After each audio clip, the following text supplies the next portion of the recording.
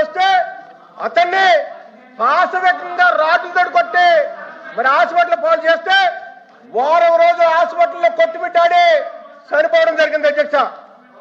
ఈ రాష్ట్రంలో అదే సందర్భంలో అధ్యక్ష అద్దెకి నియోజకవర్గంలో సింతల శ్రీ అనే వ్యక్తి మీద దళిత యువకుడి మీద తన భూమిని లాగేసుకున్నాడని అధికారులకు ఫిర్యాదు చేస్తే అతన్ని కూడా చంపేశారు అధ్యక్ష ఈ కూటమి నాయకులు.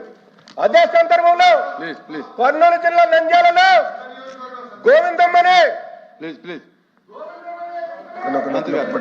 సభ్యులు అన్ని సత్యదూరమైన మాటలన్నీ చెప్తున్నారు సార్.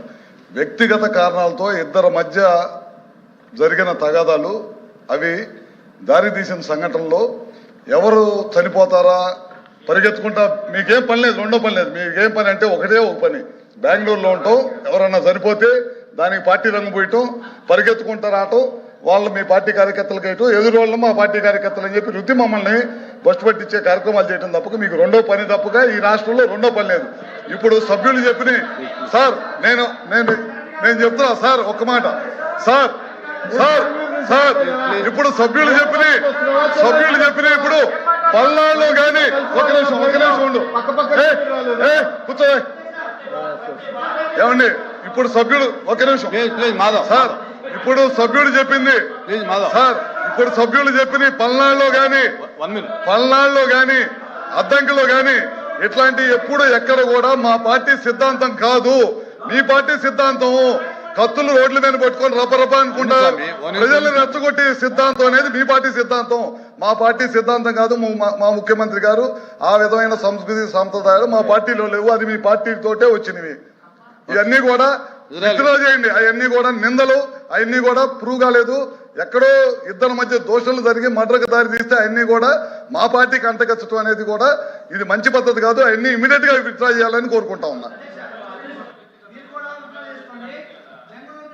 వచ్చిపోయి అంటున్నారు అధ్యక్ష, మీరే స్వయంగా ప్రకటించారు మీ కేబినెట్ మొత్తం హైదరాబాద్ లో నివాసాలు ఉన్నారని చెప్పి స్వయంగా వీడియో రికార్డ్ తీసుకొని చూడండి.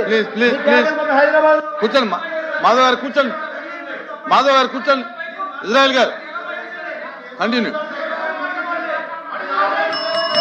మాధవ్ గారు కూర్చోండి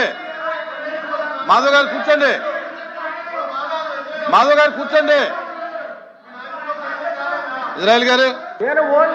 హైదరాబాద్ ఆంధ్రప్రదేశ్ లో ఉందా? ఇజ్రాయెల్ గారు ఏదో ఒకటి రెండు ఉదాహరణలు చెప్పారు, మీరు గవర్నర్ ప్రసంగానికి వెళ్ళండి. అదే వస్తున్నారు అధ్యక్ష, శాంతి భద్రతల గురించి వస్తున్నారు అధ్యక్ష. దయచేసి శాంతి భద్రతలు అప్పుడు విఘాతం కలిగిన ఇప్పుడు బాగున్నాయని చెప్తున్నారు కాబట్టి విషయాలు చెప్తున్నాను అధ్యక్ష. ఈ రాష్ట్రంలో జంగల్ రాజ్ వ్యవస్థ నడుస్తుంది అధ్యక్ష.